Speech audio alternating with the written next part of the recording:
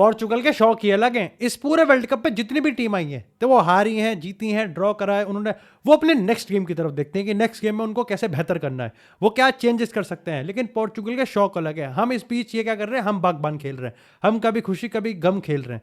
पहली बात तो आई थिंक इस पूरे मामले पे मेरी और मोदी जी की राय बिल्कुल बराबर की है।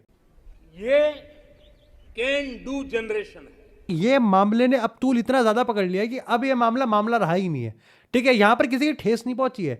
जितना भी मैं इस पूरे मामले के रिगार्डिंग पढ़ रहा हूं, ये मामला अब ट्रेंड बन चुका है। अब आप पूरे वर्ल्ड कप में किसी भी आप टीम को उठा के देख लो, पोर्चुगल जैसा ट्रीटमेंट किसी भी टीम को नहीं मिल रहा। तुम में से कोई है जिसको नहीं पता कि कहानी क्या है, तो कहानी बड़ी सिंपल सी है।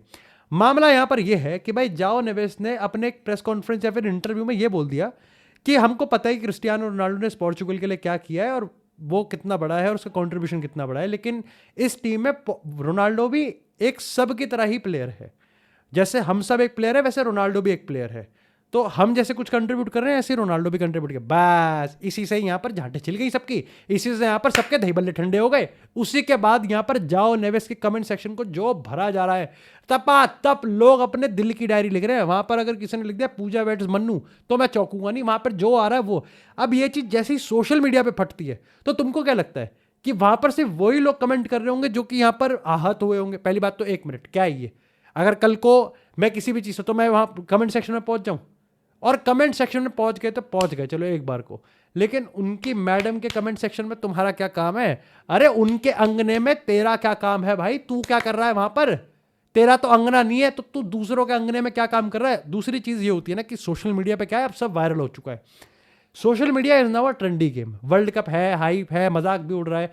मैं मानता हूं कि भाई जो क्रिटिसिज्म है that's a part of the game, but मैंने जैसे तुमको बताया कि ये मामले ने तूल इतना ज्यादा पकड़ लिया, और असल में इसी पूरे इंटरव्यू में ब्रूनो फर्नांडिस ने कमेंट कर दिया, तो लोग ऑलरेडी यहां पर हाइपोथेटिकल सिचुएशन से बुनने लग गए। अपनी कहानी, अपने फियर फाइल्स, पोर्चुगल फाइल्स बुन रहे हैं अपने, कि भाई ब्रूनो और रोनाल्डो में बनी हुई नहीं है, ये ऐसे हैं, ये रोनाल्डो के अगेंस्ट खेलते हैं। तो वहां पर जाके लिखते हैं कि पास टू रोनाल्डो। अरे अगर ये कहने से वो रोनाल्डो को पास कर देते तो इसका मतलब बाकी सब तो पागल है जी। Only thing that was missing वो ये था कि यहाँ पर उसके कमेंट सेक्शन में किसी ने ये नहीं बोला था कि पास टू रोनाल्डो, क्योंकि जैसे मैंने तुमको कहा कि ये मामले ने तूल इतनी ज्यादा पकड़ ली कि अब सब बहती गंगा में हाथ धो रहे हैं, सब यही कर रहे हैं।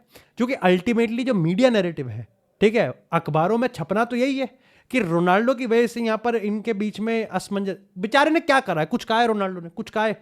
मैं अभी तुम्हारे जैसे इसको डायसेक्ट करूंगा, जैसे इसके पत्ते खोल दूंगा ना मैं ट्रेनिंग सेशन के, तभी तुम्हारे सामने आ जाए कुछ आदमी ने कुछ किया है, बल्कि उस पर सबसे ज्यादा प्रेशर है। तुम्हें क्या लगता है कि यहां पर क्रिस्टियानो रोनाल्डो पे प्रेशर नहीं होगा? उसको भी पता है कि रोनाल्डो को भी डिलीवर करना है। अगर पोर्चुगल के सब प्लेयर को डिलीवर करना है तो करना तो रोनाल्डो को भी है, रोनाल्डो कोई डिफरेंट थोड़ी है। पर यहां पर इसके बाद जाओ नेवेस की बात, फिर उसके बाद मेक्सिको के एक न्यूज़पेपर या मीडिया आउटलेट ने एक फेक खबर चलाई कि जाओ नेवेस की बंदी ने यह लिख दिया किसी कमेंट के रिप्लाई में कि अपने गोट को कह दो कि रिटायर हो जाए because he is very selfish. बस बची कुची कसरती, वहीं आग लग गई, वहीं सबके दही बल्ले टूट के बिखर गए, वहीं पर ही मीठी चटनी गायब हो गई, वहीं पर ही। अब ब्रूनो के कमेंट सेक्शन भरे हुए थे, उसके जाओ नेवेस के कमेंट से, अब उनकी मैडम के कमेंट सेक्शन भी भरे। जैसा मैंने कहा कि ये चीज जैसे जैसे ट्विटर पे या फिर सोशल मीडिया पे और ज्यादा वायरल हो रही थी, वैसे वैसे लोग इस बहती गंगा, और क्या फर्क पड़ता है कि आप रोनाल्डो के फैन हो या नहीं हो, सबको अब बहती गंगा में हाथ धोना है। वो 10,000 कमेंट देखते देखते 20,000 हुए, 1 लाख हुए, फिर 2 लाख हुए। अल्टीमेटली मैडम को अपना कमेंट सेक्शन ही बंद करना पड़ा। तो तुम सोच रहे हो कि जब ये सब ड्रामा हो रहा होगा तो भाई पोर्चुगल में तो बड़ा टेंस माहौल होगा, पोर्चुगल में तो बड़ा गंभीर माहौल होगा। जब ट्रेनिंग सेशन खुला तो क्रिस्टियानो रोनाल्डो यहां पर अल्टीमेटली जर्नलिस्ट की तरफ इशारा करके ये बोल रहे थे कि तुम लोग करते रहो जो कर रहे हो, तुम लोग कहते रहो जो तो कह रहे हो, तुम लोगों का काम है कहना। उनका अल्टीमेटली जेस्चर रहता कि जितनी मुंह उतनी बातें। क्रिस्टियानो रोनाल्डो को ये पता है कि इस पॉइंट ऑफ टाइम पे रोनाल्डो का एक गलत कदम या फिर इवन अगर एक गलत जेस्चर ना ही सिर्फ क्रिस्टियानो रोनाल्डो को बैड लाइट में डालेगा, क्योंकि शायद से 2026 के वर्ल्ड कप में वो आई थिंक प्रायोरिटी है भी नहीं, बल्कि अल्टीमेटली इस पोर्चुगल की वर्ल्ड कप वाली टीम को पत्तों की तरह बिखेर के रख देगा। और इसलिए यहां पर रोनाल्डो ने ट्रेनिंग से कुछ टाइम पहले ही यहां पर एक सोशल मीडिया पे पोस्ट किया, always United, and that is important. ये एक जेस्चर पूरी तरीके से क्लियर करता है कि क्रिस्टियानो रोनाल्डो ना ही सिर्फ इस टीम के आज भी लीडर हैं, बल्कि वो ग्लोबल आइकॉन भी है, क्योंकि अगेन उसको पता है कि यहां पर जाओ नेवेस की बात करें, ब्रूनो फर्नांडिस की बात करें, ये सब अल्टीमेटली टीम के लिए खेल रहे हैं। रोनाल्डो को अगर वर्ल्ड कप जीतना है तो जीतना ब्रूनो को भी है, जीतना जाओ नेवेस को भी है। अगर आप लोग इस चीज से, मेरे को समझ में नहीं आता कि मैं ये एड्रेस कर किसको रहा हूं, क्योंकि मैं उनको फैन नहीं मानता जो यहां पर किसी के पर्सनल अटैक करता है। मैं उनको फैन मानता ही नहीं, वो चूतियां हैं एक नंबर के, ठीक है। उनकी खुद की कोई जिंदगी नहीं है, तो वो दूसरों के अकाउंट्स पे जाके कमेंट सेक्शन में जाके बकचोदी कर रहे हैं। आई थिंक यहां पर अगर हम क्रिटिसिज्म की बात करें, criticism is a part of sport. तुम करते हो, मेरी करते हो, मैं करता हूं, तुम्हारी करता हूं, हम दोनों मिलके बहुतों की करते हैं।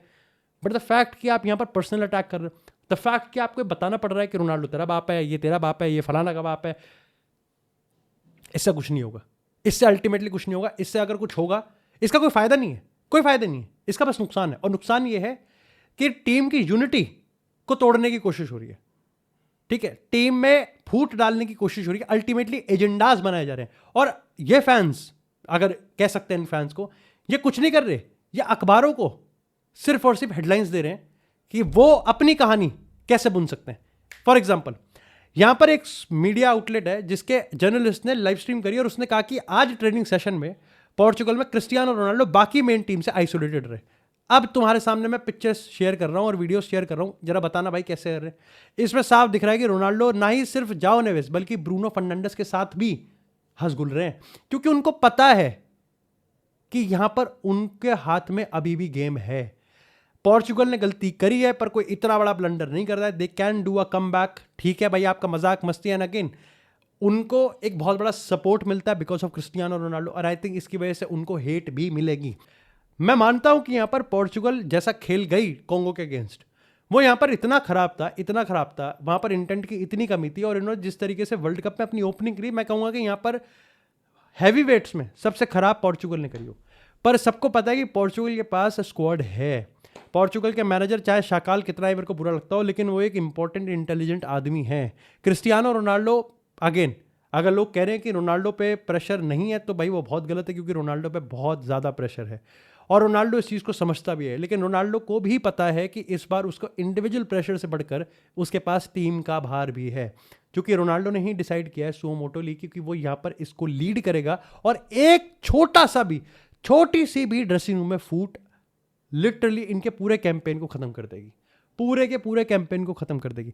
आधी से ज़्यादा चीज़ फेक है, आधी से ज़्यादा चीज़ ड्रामा है, आधी से ज़्यादा चीज़ होक्स है, और आधी से ज़्यादा चीज़ पोर्चुगल के रिगार्डिंग इस समय जो बोला जा रहा है कि सिविल वॉर ब्रोक आउट हो गया, ये हो गया, फलाना हो गया, जस्ट फैंस मेड है। और किसके फैन मेड है मैं कह भी नहीं सकता, क्योंकि मैं तो पहली बात तो फैन ही नहीं मानता।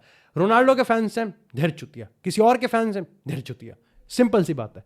और ये चीज़ रोनाल्डो को भी पता है, ये चीज़ इस पोर्चुगल को भी पता है, लेकिन कहानी चाहे मीडिया कोई कैसे भी करके बता रहा हो, डोंट कंफ्यूज द फैक्ट कि क्रिस्टियानो रोनाल्डो पहले भी गोल मार रहा था, आज भी मार देगा। और अगर यहाँ पर रोनाल्डो नहीं मारता तो रोनाल्डो फ्लॉप हुआ है, या आपको कोई और कंफ्यूज नहीं कर सकता, और इस पोर्चुगल भी फ्लॉप हुई है, यह भी आपको कोई कंफ्यूज नहीं कर सकता। सिंपल सी बात है कि इट्स एनीबडीज गेम। अगर टीम जीतेगी तो टीम टीम की वजह से जीतेगी, और अगर टीम हारेगी तो उसमें सबका ब्लेम जाएगा, सिंपल हैंडेडली। मेरे को लगा कि मेरे को आई थिंक यहाँ पर एक वीडियो बनानी चाहिए कि ये कन्फ्यूजन क्या है, पूरा ड्रामा क्या है, क्यों यहाँ पर फूट डालने की बात है, क्या सही में फूट है? कोई ऐसी फूट नहीं है। ट्रेनिंग हुई है, बेहतरीन हुई है, सब हंस रहे हैं, मजाक से हट के, कोई दिक्कत की बात नहीं है। सिंपल हैंडेडली सिर्फ टैक्टिक्स पे बात हो रही होगी, होनी भी चाहिए। एंड आई होप कि पोर्चुगल को चीज़ पता है कि इस पूरे वर्ल्ड कप में अगर हैवी वेट्स की बात करें तो यूनिटी जिसकी सबसे ज़्यादा फ्रेजाइल है या फिर फ्रेजाइल बनाने की कोशिश होगी, वो सिर्फ और सिर्फ पोर्चुगल की है। Nobody will bats an आई।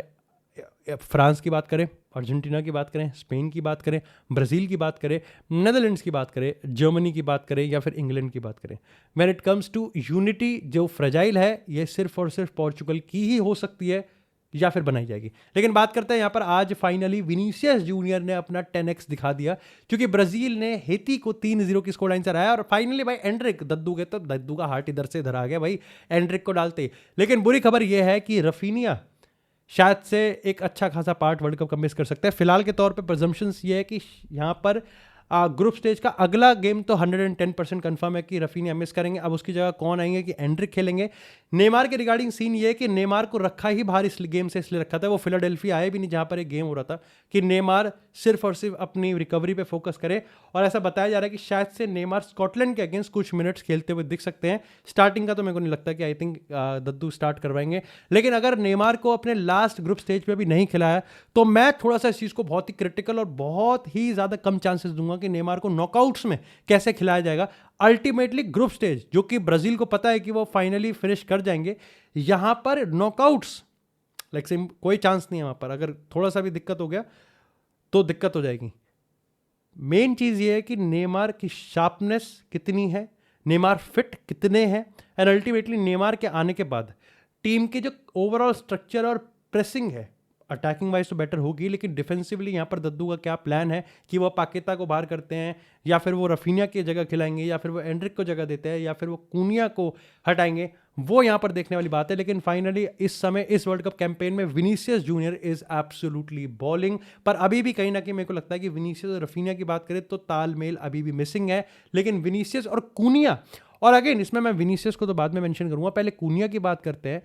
यह फर्क होता है एक ऐसे स्ट्राइकर में जो इतना ज़्यादा वर्सेटाइल है, और ये टीम क्योंकि ट्रांजिशन में इतनी बेटर है, आई थिंक कूनिया इस चीज़ को इनेबल करता है कि ब्राज़ील वो टीम नहीं है जो कि यहाँ पर 70% पोजीशन रखेगी, ठीक है। और मैं जैसे जैसे बोल रहा हूँ मेरे को पोर्चुगल की याद आ रही है, बट 70% पोजीशन रखेगी, पासिंग करेगी और फिर स्लो बिल्डअप करेगी।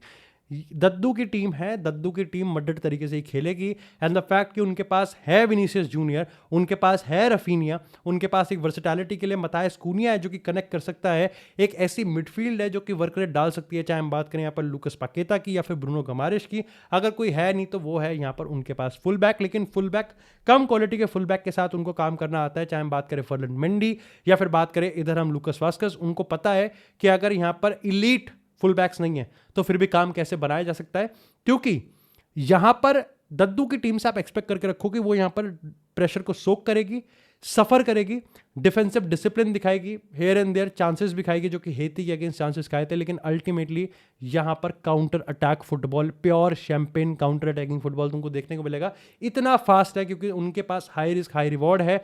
बस फर्क इतना है कि अगर मोरक्को की मैं बात करूं तो वहां पर हाई रिस्क हाई रिवॉर्ड बहुत ज़्यादा एक्सपोज हो रहा था, अगर हेती की मैं बात करूं तो वहां पर हाई रिस्क हाई रिवॉर्ड इतना ज़्यादा एक्सपोज नहीं हो रहा था, क्योंकि अल्टीमेटली हेती के पास बॉल आते ही वो उसको वापस से गिव अवे कर रहे थे। असली टेस्ट होगा स्कॉटलैंड के अगेंस्ट, क्योंकि स्कॉटलैंड भी गेम जीतने बल्कि मतलब अब लाइक दोनों क्वालिफाई कर रही है, स्कॉटलैंड भी क्वालिफाई कर रही है, ब्राजील भी क्वालिफाई कर रही है, ठीक है, मोरक्को भी क्वालिफाई कर रही है। इट्स जस्ट कि अब इन तीनों में रैंकिंग का हिसाब है, तो स्कॉटलैंड जीतने के लिए आएगी या नहीं आएगी, लेकिन हारने के लिए तो बिल्कुल भी नहीं आएगी, तो ड्रॉ और जीत के लिए खेलेगी, और वो ब्राजील को एक प्रॉपर टेस्ट हमको देते हुए दिखेगी, and that is sure shot confirm.